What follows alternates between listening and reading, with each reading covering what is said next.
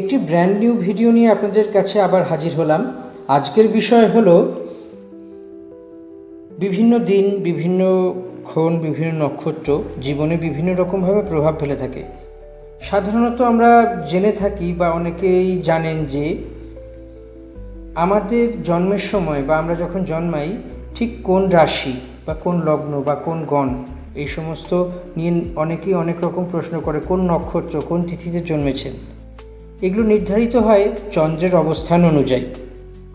অর্থাৎ কোনো ব্যক্তি যখন জন্মাচ্ছে তখন সেই ব্যক্তির জন্মের সময় চাঁদ যেই রাশিতে আছে সেই রাশি হলো ব্যক্তির বা সেই ব্যক্তির রাশি। তো সব মিলিয়ে বলা যেতে পারে এটি একটি বড় ঘটনা।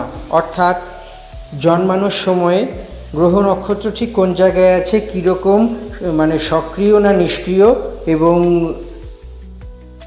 অ্যাফার্মেটিভ না নেগেটিভ, এই বিভিন্ন রকমের অবস্থানের মধ্যে দিয়ে যায়। তো সব মিলিয়ে বলা যেতে পারে যে এক এক দিনের জন্ম, 1 তারিখ, 2 তারিখ, 3 তারিখ, 4 তারিখ, 5 তারিখ, এই বিভিন্ন রকমের দিনে যে জন্মানো, সেই জন্মানোটা কতটা সিগনিফিকেন্ট বা কতটা কোন জায়গায় কতটা কার্যকর, সেই সবও আমাদেরকে ভাবতে হয় বা জানতে হয়।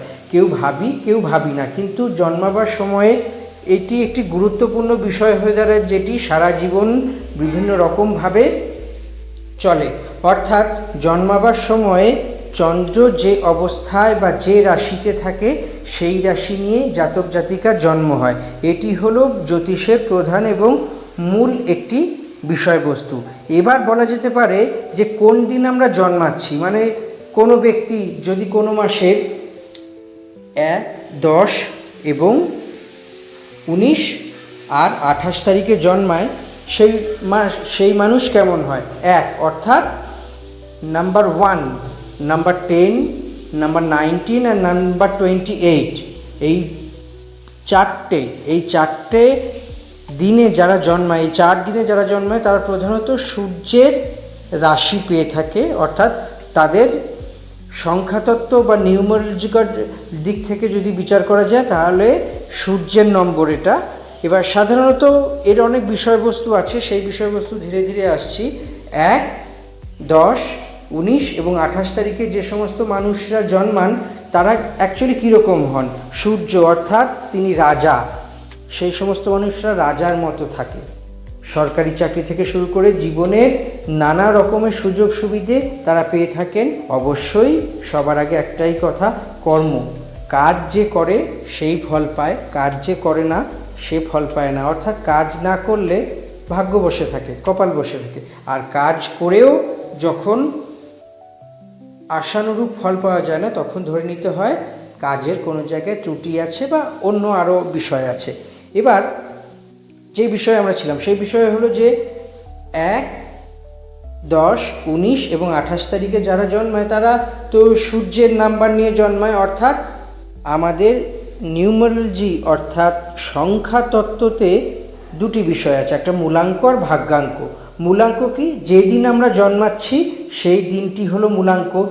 1 থেকে 9 পর্যন্ত সেটিকে ধরা হয়।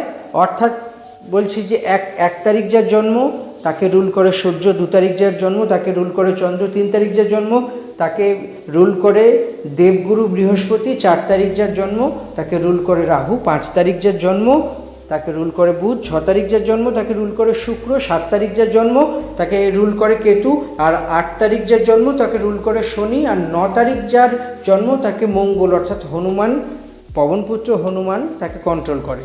তো এই হলো বিষয়। এবার যদি কারো 15 তারিখ জন্ম হয় তাহলে সেটাকে সিঙ্গেল ডিজিট বা একটি সংখ্যায় আনতে হবে, 1 + 5 অর্থাৎ 6, অর্থাৎ শুক্রের নাম্বার। এইভাবেই যাদের 2 অক্ষরের জন্ম, 2 সংখ্যায় জন্ম, সেটাকে এক সংখ্যায় এনে দেখতে হবে। এবার 1, 19, 28 এবং 10 এই তারিখে যারা জন্ম তারাই সূর্য তাদেরকে রুল করে। অর্থাৎ তারা অত্যন্ত পরাক্রমশালী হন, সাহস হন, এবং এই সবের মধ্যে সবথেকে বড় কথা হলো যে তারা বর্ন লিডার হন। তারা লিডার, নেতৃত্ব দিতে ভালোবাসেন, কারো নেতৃত্বে থাকতে ভালোবাসেন না, তাতে ঝামেলা ঝঞ্ঝাট এবং অশান্তি নানা রকম লেগেই থাকে।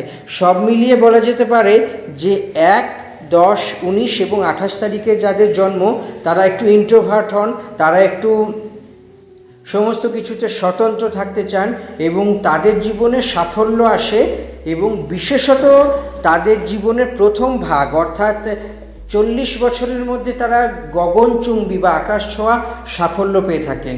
এবং সবথেকে বড় মনে রাখতে হবে যে যাদের 1, 10, 19 এবং 28 তারিখে জন্ম তারা 2, 3 এবং 9 নম্বর এবং 5 তো কারো শত্রুমিনী জ্যোতিষে 2, 3, 9 এবং 5 নম্বরের জাতক হলে জাতিকা হলো জাতককে বিয়ে করতে পারেন, তাতে কোনো অসুবিধে নেই। সব মিলিয়ে এই 4 দিনে যারা জন্মান তারা একটু অন্য টাইপের মানুষ হন, ভাবনা চিন্তা অন্যরকম হয় এবং আরও অনেক কিছু তাদের মধ্যে বিশ্লেষণাত্মক থাকে।